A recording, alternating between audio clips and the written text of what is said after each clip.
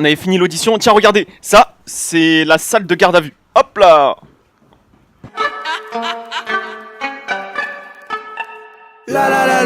Salut tout le monde, c'est Amine. Aujourd'hui, j'ai un nouveau format à vous proposer. Pour vous, ça sera facile à regarder. Pour moi, ça sera facile à enregistrer. Maintenant, j'ai besoin de vous. Si vous kiffez ce format, n'hésitez pas à bombarder les likes pour que je puisse vous en faire d'autres. Donc maintenant, en quelques secondes, je vais vous l'expliquer. Dans mon portable, j'ai plein de vidéos. Donc à chaque fois qu'il m'arrive quelque chose, j'essaye toujours de filmer avec ce téléphone. Et dedans, il y a des vidéos incroyables à chaque fois. Ça serait cool qu'on les regarde ensemble et que tout en les regardant, je vous donne des explications de ce qui se passe dans cette vidéo. Bon bref, trêve de bavardage, vous comprendrez plus facilement quand on aura commencé. Donc c'est parti pour le premier rush. La vidéo dure 17 minutes 13, on la lance ensemble. Alors là, on peut voir que je suis assis sur un banc, qu'il y a un bureau juste en face de moi.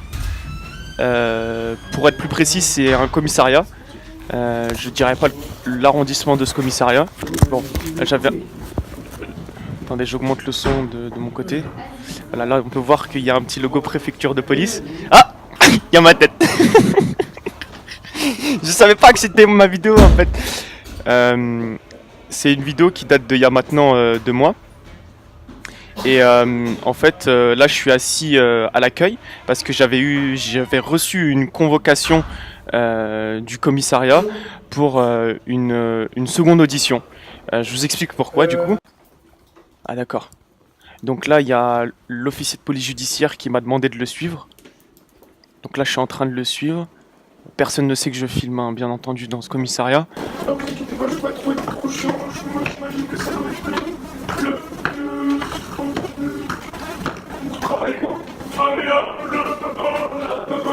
Ah mais... Voilà, toujours aussi courtois. Moi, je viens juste notifier le tour, voilà. Je te rappelle que t'avais tel tour. On me demande des faits. Point barre, puis on descend. Moi, j'appelle le parquet, il me donne la décision, et puis voilà. D'accord. Ça va lui dire, c'est pour ça. Ok. Non, il était très cool. Il était vraiment très gentil avec moi. Mais j'ai quand même fait 24 heures de garde à vue. Ok, bon bah là c'est très simple, c'est la deuxième audition que j'ai eue suite à cette affaire. Je sortais... Ah. C'était quoi? T'étais là pour quoi? Comme du tout. Ah ouais, c'était ton squat. C'est moi qui t'avais notifié, non? Ouais, je me souviens, j'ai appelé ta compte 24 heures. Ouais, je sais, bah, c'est normal en fait, c'est con. C'est con, mais c'est normal quoi. C'est con, comme il a dit. Bon, allez, je mets pause, attention, pause. Je vais vous faire un petit débrief de ce qui s'est passé. C'est mi-janvier, il est 18h, je sors du bureau, à l'époque je travaillais pour Black Pills. Black Pills, leur bureau, ils sont au 10 avenue de la Grande Armée, c'est juste en face de l'Arc de Triomphe. Je sors du bureau aux alentours de 18h, je prends mon scooter, donc du coup j'ai un 50 cm3, un Aprilia SR Typhoon modifié avec un pot Yasuni pour être un peu plus précis. Oui je sais, j'ai 23 ans, je roule en 50 cm3, mais j'en ai rien à foutre, à Paname, c'est ce qu'il y a de plus rentable. Maintenant, c'est ce qu'il y a aussi de plus dangereux, donc je vous déconseille de rouler avec un 50. Si vous voulez une moto, il vaut mieux passer son permis moto. Je descends l'avenue des Champs-Élysées avec mon scooter, je grille aucun feu rouge, il pleut énormément. J'ai mon casque, j'ai mon cache-visage noir, donc du coup j'ai vraiment une dégaine de... j'ai vraiment une dégaine de dealer, faut dire la vérité sur mon Typhoon.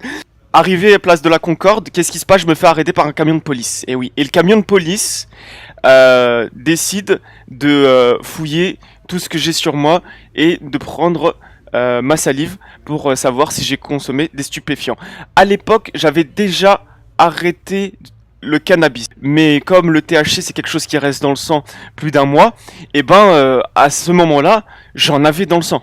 Ce qui est fou, c'est que lorsqu'ils m'ont pris ma salive, ils m'ont pas, au bout de 25 minutes, ils m'ont pas donné les résultats du test salivaire. Ça, j'en suis sûr et certain, je m'en rappelle encore. Ils se sont basés juste sur ce que je leur ai dit et sur ce qu'ils ont trouvé dans mon scooter. Ils ont trouvé 2 têtes de cannabis au fond de mon scooter, au fin fond de mon scooter, à l'époque, comme je vous l'ai dit, je ne fumais plus, je n'avais plus de bœuf sur moi, je n'avais pas de feuilles, je n'avais pas de grinder, rien du tout.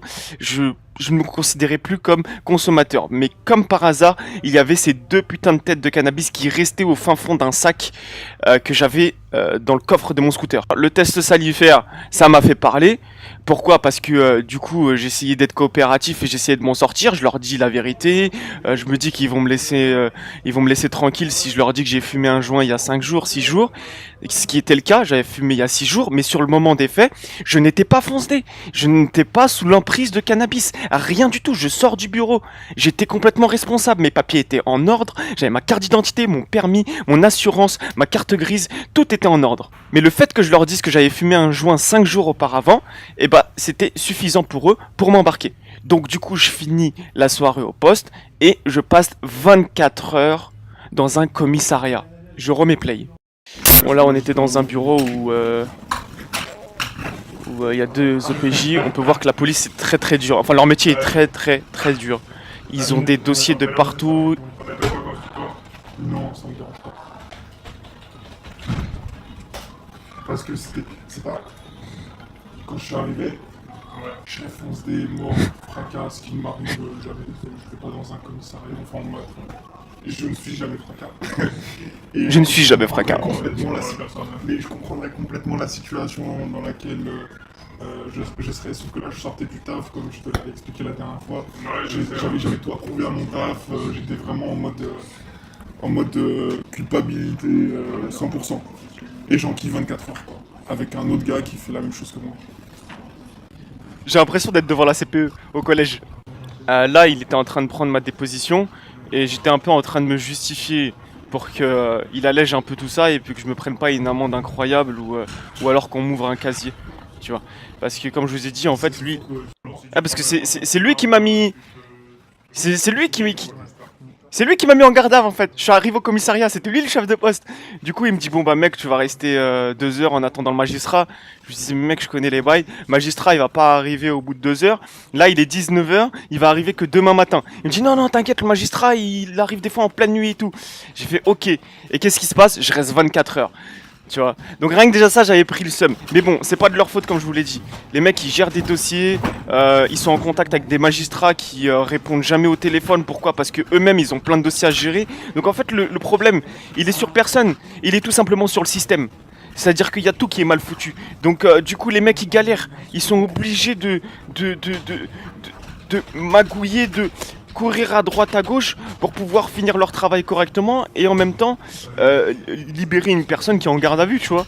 Donc bon, maintenant la faute elle est aussi sur moi. Pourquoi? Parce que c'est interdit par la loi de consommer déjà du cannabis. Sauf que moi j'avais pas fumé depuis 6 jours, j'étais pas sous l'emprise de stupéfiants. Mais comme le cannabis c'est un produit qui reste dans le sang plus d'1 mois et demi, même si t'as fumé un joint 3 semaines auparavant et que tu reprends le volant et qu'on t'arrête et qu'on te fait un test salivaire et qu'ensuite on te dit ah bah t'as fumé ces 6 derniers jours ou ces 2 dernières semaines et après on te fait un test sanguin et qu'on prend ton taux, et bah tu restes fautif. Pourquoi? Parce que t'as du THC dans le sang. Donc ne conduisez pas si vous fumez du cannabis. Ne fumez pas de cannabis, c'est mieux. Faites comme moi là aujourd'hui. Moi j'ai tout arrêté. Pourquoi? Parce que j'ai une passion, c'est la moto. Maintenant, je me dis, la bœuf ou la moto? La bœuf ou la moto? Je veux une moto, j'arrête la bœuf. Tout simple. Ah ouais, j'avais pas eu les résultats. C'est pour ça que je disais que j'étais tombé sur le meilleur OPJ, parce que moi j'allais enquiller encore 24 heures de plus. J'allais faire 48 en attendant les résultats. Après, j'étais sûr que j'allais les faire parce que mon collègue. La mère, j'allais les faire.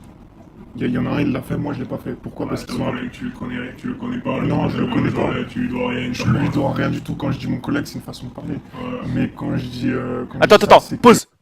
Attends. Le mec avec qui j'ai fait 24 heures, le gars, lui, il est resté 48 heures. 48 heures au poste pour exactement la même chose que moi. Mais le truc, c'est quoi? C'est que moi, ils ont regardé un peu sur internet, ils ont vu que j'étais admin, ils ont vu que je travaillais chez Black Pills, ils ont vu où est-ce que j'habitais, que mon adresse était bien là, que j'avais pas forcément beaucoup d'antécédents judiciaires, que j'avais fait que 2 gardes à vue pour exactement la même chose. Ils l'ont chopé pour exactement la même chose que moi. Lui, il est resté 48 heures et moi 24 heures. Donc en gros, moi, ils m'ont fait sortir, on me dit qu'ils allaient me reconvoquer. Lui, ils l'ont gardé parce qu'ils avaient peur de ne pas le retrouver au cas où il le rappelle, tu vois. Donc C'est pour ça que je disais que j'aurais pu enquiller 48 heures. Parce qu'il a appelé mon taf. Il a vu que je travaillais bien là, il a vu que je vivais bien chez ma copine. Là, il m'a laissé, il m'a dit vas-y, on va mettre ça, on l'a vu tout de suite. Après, c'est sûr, tu sais, c'est comme partout, il y a des cons partout, que ce soit dans n'importe quel métier, dans la police c'est pareil. Donc voilà, t'as des cons et t'as des gens bien partout. Attends, pause. C'est pas du tout ça que je voulais dire. Comme je t'ai dit, c'est sur la faute de personne. Moi, je parle du système. Il me dit, en fait, là, il veut me faire dire ce que je n'ai pas dit. Je suis juste en train de faire le topo de la situation et de ce qui m'est arrivé. Putain, ils ont vraiment beaucoup de boulot, les... T'avais reconnu les faits la dernière fois? Ouais. Fais-moi confiance, j'ai reconnu. Direct, j'ai coopéré, j'ai tout fait, mais j'ai quand même pris 24 heures. C'est chaud de prendre 24 heures pour ça. En fait, tout ça pour ça. Hein. Je suis en train de vous parler de ça pour ça. Moi, c'est ça qui m'a choqué. Hein. Sinon, j'aurais pas filmé, j'aurais rien fait de tout ça, tu vois. C'est juste que je me suis dit, attends. Il faut montrer la couille dans le système là. Il faut la montrer. Enfin, en tout cas, je veux avoir votre avis sur ça. Tu vois. Est-ce que finalement j'en fais trop là, ou on est d'accord que c'est absurde tout ça, tu vois. Après, quand je vous ai dit, aux yeux de la loi, je suis fautif. Mais le système, il est un peu trop hardcore des fois, tu vois. 24 heures, wesh. La garde à vue, c'est le mitard. C'est pire que la prison. J'avais rien à faire. Sur les murs, il y avait du caca. Il y avait du pipi par terre. Hein? Le matelas, c'était pas un matelas. C'était de la mousse. La couverture, c'était pas une couverture, frère. C'était les draps que tu mets sur les écrans plasma que t'achètes à Darty. Tu sais, les draps en mousse, là. C'est ça, la couverture. Il y a des gens chelous. Les mecs, t'as des mecs violents, comme des pauvres SDF, t'as de tout type de personnes. T'as des... La garde à vue, c'est pour tout le monde. Donc, bref. Ça, c'était ma caméra, celle avec laquelle je filme d'ailleurs. Ah ouais, ils avaient gardé ma bœuf. Ils l'avaient mis dans une enveloppe dans mon dossier. C'est-à-dire que là, encore aujourd'hui, la bœuf, elle est là, elle doit être asséchée, hein, mais desséchée. Mais en tout cas, ce qui est sûr, c'est qu'elle est toujours dans leur dossier. Ça, c'est cool, ça. Ça veut dire qu'ils la fument pas, tu vois. Déjà, ça prouve qu'ils sont réglo. Comme je vous l'ai dit, ils font un travail respectable. C'est pas eux les fautifs. C'est aucun fonctionnaire les fautifs. Ni même les magistrats, ni même les juges ou quoi. C'est le système. C'est tout. Le système, il est pas bien fini. Hein. C'est comme quand tu fais un contrôle et que la prof te dit qu'il faut rendre ta copie, mais que t'as pas eu le temps de finir la dernière question. Et bah là, c'est la même chose. On avait fini l'audition. Tiens, regardez. Ça, c'est la salle de garde à vue. Hop là! Sauf que celle-ci, elle est cool, hein. Ah là, celle-ci, c'est la 4 étoiles. Celle qui est au fond, en bas, à droite, t'as pas une seule fenêtre, tu vois pas le ciel. La lumière, elle est allumée tout le temps à toute balle. T'as un mec qui crie et qui commence à taper à la vitre H24 et t'as personne qui passe. T'es juste en train de péter un plomb tout seul, hein. Ça peut rendre fou, hein. 48 heures quand t'as rien fait, ça peut rendre dingue. Moi, ça va, 24 heures, j'avais rien fait. Je suis devenu un peu fou. Ça a mis 2 mois avant que je me remette de ça, tu vois. Mais imagine 48 ou 72 heures. Mais tu développes une haine envers la police. Je comprends, moi, en fait, les mecs qui pètent des plombs, tu vois. C'est tout, c'est pour ça que je fais cette vidéo là. Franchement, c'est un gars, tu vois, il charbonne, il est là, il met bien les gens. On voit et c'est ce qu'il kiffe. Et moi, franchement, je kiffe quand il kiffe, tu vois. C'est genre du kiff mutuel, tu vois. J'ai kiffé de ouf.